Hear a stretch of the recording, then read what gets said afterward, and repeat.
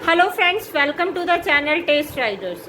तो फ्रेंड्स, जिस तरह हम देख रहे हैं कि बहुत कुछ करा लिया, बहुत कुछ करके देख लिया, बट हमारा जो मेलास्मा है, पिगमेंटेशन है, वो नहीं जा रहे हैं। तो क्या कारण है, किस लिए नहीं जा रहे, क्या कारण है? तो उस कारण की जड़ तक हमें जाना होगा। जिस तरह सब लोग बोल देते हो, मैं भी बोलती हूँ वीडियोस में, हार्मोनल इम्बैलेंस हो गया। तो कभी भी आप में से किसी ने भी, मैंने ये देखा है, आज तक क्वेश्चन ये नहीं किया कि हार्मोन इम्बैलेंस क्या होता है।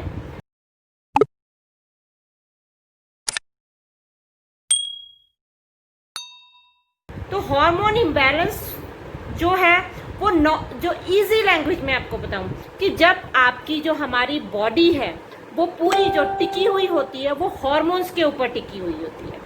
वो ऐसे हार्मोन्स हैं, वो ऐसे केमिकल मैसेंजर्स हैं जो हमारी बॉडी को रेगुलेट करते हैं, कंट्रोल करते हैं। इवन हमारे सोने से लेके जागने तक, हमारे खाने तक, हमारे बैठने तक, हमारी इमोशंस, हमारा स्ट्रेस, हमारा जो हाइट है, कुछ बौने रह जाते हैं, कुछ बड़े हो जाते हैं, लंबे कद के हो जाते हैं, कुछ का दिमाग सही नहीं चलता है, कुछ का दिमाग बहुत ज़्यादा एक्टिव होता है, कई लोग बहुत ज़्यादा तेज़ होते हैं, कई लोग जो है उसी माहौल में, एक ही घर की फैमिली में रहते हैं, बट कई जो होते हैं वो डल होते हैं।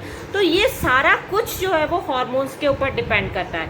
बट आज हम जो बात कर रहे हैं दैट इज मेलास्मा। मेलास्मा मतलब स्किन से रिलेटेड प्रॉब्लम, जो स्किन के ऊपर आ गई है। तो स्किन जो है वो हमें एक अलार्म दे रही है कि अंदर कोई प्रॉब्लम है। तो मेलास्मा क्या है? वो मेलास्मा जो वो प्रॉब्लम है जो किसी और प्रॉब्लम से आई है।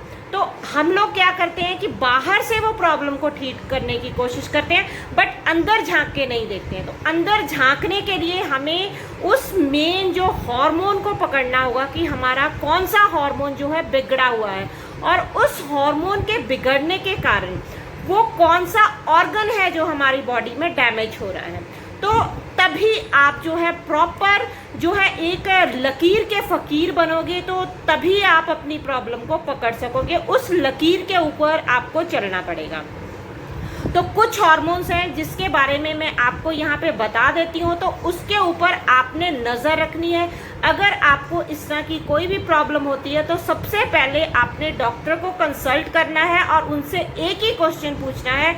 जब आपको वो कहें कि आपका हार्मोन इम्बैलेंस हो गया है, तो डॉक्टर साहब हमारा कौन सा हार्मोन इम्बैलेंस हुआ है, उस हार्मोन का नाम बताइए और हमें ये बताइए कि उस हार्मोन से हमारा कौन सा ऑर्गन जो है वो अफेक्ट हो रहा है।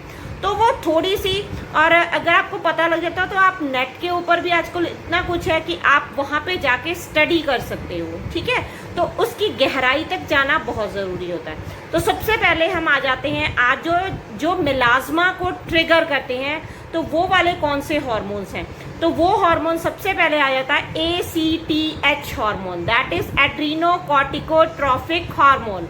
तो जो ये हार्मोन है, जब ये इम्बैलेंस हो जाता है तब जो है स्किन के ऊपर मेलास्मा, झाइयाँ, दाग, धब्बे जो है वो प्रॉब्लम्स आनी शुरू हो जाती हैं, ठीक है। तो ये जो है इम्बैलेंस कैसे होता है, या तो ये बढ़ जाता है या ये कम हो जाता है।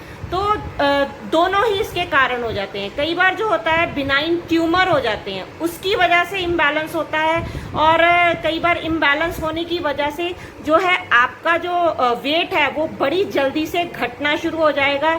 आपको जो है जिस तरह भूख नहीं लगेगी और वीकनेस होगी, तो इस तरह के सिम्टम्स आप में जो है वो नज़र आने शुरू हो जाएंगे।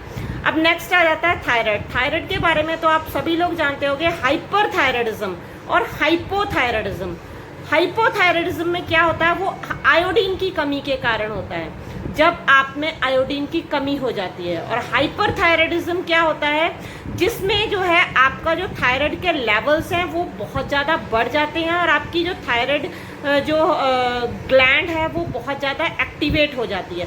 तो उसमें क्या होता है, कई बार जो आपका मेटाबॉलिज्म खराब हो जाता है। अगर आपका मेटाबॉलिज्म खराब हो जाता हो तो आपके ग्रोथ हार्मोन, आपके बाल, आपकी स्किन, जो आपका स्किन का टेक्सचर है, आपकी स्किन जो वो वेलवेटी हो जाएगी, मतलब स्मूथनेस नहीं रहेगी बिल्कुल भी स्किन में। तो ये प्रॉब्लम्स आती हैं। अब नेक्स्ट हार्मोन की हम बात करेंगे तो वो होता है प्रोलैक्टिन हार्मोन।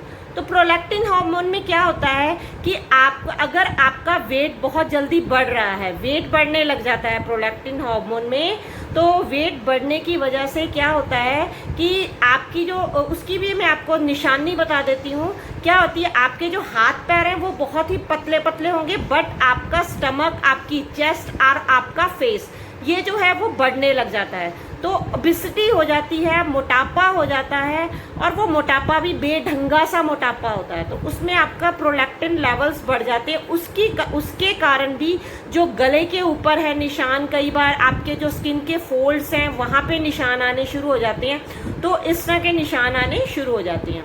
अब नेक्स्ट जो हार्मोन आ जाता है that is testosterone hormone, estrogen और प्रोजेस्टेरोन। ये तो इसके बारे में तो आप सब जानते ही होंगे। तो ये हार्मोन्स में भी इम्बैलेंस होने की वजह से जो है मेल्स में और फीमेल्स में जो है स्किन के ऊपर प्रॉब्लम्स आ जाती है, रिप्रोडक्टिव सिस्टम में उनका जो ऑर्गन्स हैं उनमें प्रॉब्लम आती है। तो इनफर्टिलिटी की प्रॉब्लम हो जाती है कईयों को जो है मेल्स में और फीमेल्स में दोनों में इनफर्टिलिटी की प्रॉब्लम हो जाती है। तो आपको इन हार्मोन्स के ऊपर भी नज़र रखनी होगी। तो तभी अगर आपकी अभी जिस तरह फैमिली कंप्लीट है, आपकी एज भी हो गई है, बट फिर भी आपका जो है स्किन के ऊपर से मिलास्मा जो ट्रीटमेंट बाकी करा रहे हो बट मिलास्मा नहीं जा रहा है, तो इन चीज़ों के ऊपर ध्यान दीजिए।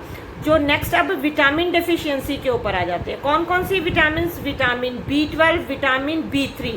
तो इसके ऊपर जो है आपको पूरा ध्यान है। कई बार विटामिन D की डेफिशिएंसी से भी ये सब चीज़ें होनी स्टार्ट हो जाती है। तो आपको अपने इन जो विटामिन के हैं उनके ऊपर नज़र रखनी होगी। बट कईयों को क्या होता है, कई बार जिस तरह अल्सर्स हो जाते हैं, पैप्टिक अल्सर, तो अल्सर्स की वजह से, एसिडिटी की वजह से भी मिलाज्मा हो जाते हैं। और कई बच्चों में जिस तरह आप बचपन से ही देखोगे, जो छोटे बच्चे होते हैं, जो अभी बच्चे हैं, मतलब अभी टीनेजर में भी नहीं गए हैं, तो उनको अस्थमा की प्रॉब्लम है या किसी तरह की एलर्जी है उनको, ठीक है। तो उसके कारण भी आगे फ्यूचर में जाके उन बच्चों को जैसे ही वो टीन एज में पैर रखेंगे तो उनके जब हार्मोन भी इम्बैलेंस होंगे, हार्मोन्स में जो चेंजेस आएंगे, तब उनके स्किन के ऊपर जो मेलास्मा या फ्रैकल्स, पिगमेंटेशन, डार्क स्पॉट्स वो आ सकते हैं।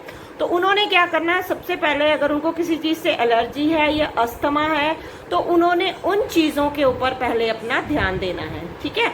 तो ये तो होगी बच्चों को जिन चीज़ों पे, हाँ कई बार होता है डायरिया जो है बच्चों को लगा रहता है, उनको कोई भी चीज़ डाइजेस्ट नहीं होती, डायरिया लगा रहता है, जिससे माल न्यूट्रिशन हो जाता है, विटामिन की डेफिशिएंसी हो जाती है, क्योंकि सारे तरह के विटामिन है, डेफिशिएंट बॉडी हो जाती है। तो उसकी वजह से भी जो है ये प्रॉब्लम्स होनी शुरू हो जाती है। तो फ्रेंड्स, मेरे ख्याल से आपको कुछ हद तक जो है समझ आ गया होगा कि हमने कौन से जो है मेन कॉजेस को पकड़ना है, मेन एक रूट को पकड़ना है। अगर आप में से किसी को भी इस तरह की कोई प्रॉब्लम है और आपको समझ नहीं आ रहा है आप किस तरह से आगे बात करेंगे, तो आप मेरे को कमेंट करके बता सकते हैं कि हमें इस रिलेटेड प्रॉब्लम है, तो उसके ऊपर मैं एक वीडियो डीप बनाऊंगी और आप उसको समझ सकते हैं, आप उसको समझिए और तभी आप अपने मिलास्मा को ठीक कर सकते हैं। तो थोड़ी मेहनत आप कीजिए, थोड़ी मेहनत मैं करती हूँ और मिलकर हम जो है मिलास्मा का जो है क्योर करेंगे उसको, ठीक है फ्रेंड्स। तो आज के लिए इतना ही, मिलते हैं अपनी नेक्स्ट वीडियो में। Till then bye, stay happy and healthy.